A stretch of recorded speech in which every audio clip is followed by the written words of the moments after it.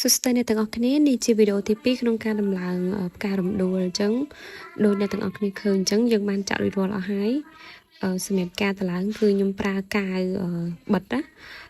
ឥឡូវយើងមានបដូរក៏ដូចជាស្ទប់3នេះដើម្បីយើងផ្គុំវាឲ្យទៅជាផ្ការរំដួលអញ្ចឹងសម្រាប់របៀបបង្ហាញនៅក្នុងការដំឡើងរំដួលក៏អត់មានអីពិបាកដែរបងប្អូនទាំងអស់គ្នាដោយសារតែវាងាយស្រួលដែរទេអញ្ចឹងបងប្អូនអាចមើលតាមវីដេអូនេះហើយធ្វើតាមខ្ញុំបានអញ្ចឹងណាអញ្ចឹងស្លឹក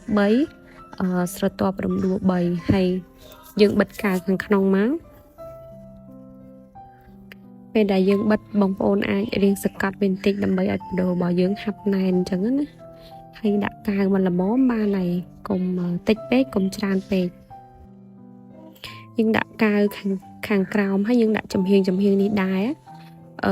យើងបាញ់ឲ្យស្រួលព្រោះឯកាលណាបើយើងបាញ់ច្រើនពេកពេលយើងសកាត់ទៅគឺវាហៀចេញអញ្ចឹងណាសម្រាប់ការបិទរំដួលនេះដែរសម្រាប់តាមការឆ្លាញ់របស់បងប្អូនទេបើសិនជាបងប្អូនអត់ចង់ឲ្យលិចនៅបដូរក្នុងទេបងប្អូនដាក់វាឲ្យជិតចូលគ្នាតែម្ដងទៅយើងសកាត់ឲ្យមុខ3ចូលគ្នាហ្មងទៅក៏វាស្អាតម្យ៉ាងដែរអញ្ចឹងសម្រាប់របៀបដំឡើងបន្ទាប់បងប្អូនអាចមើលតាមវីដេអូនេះបាន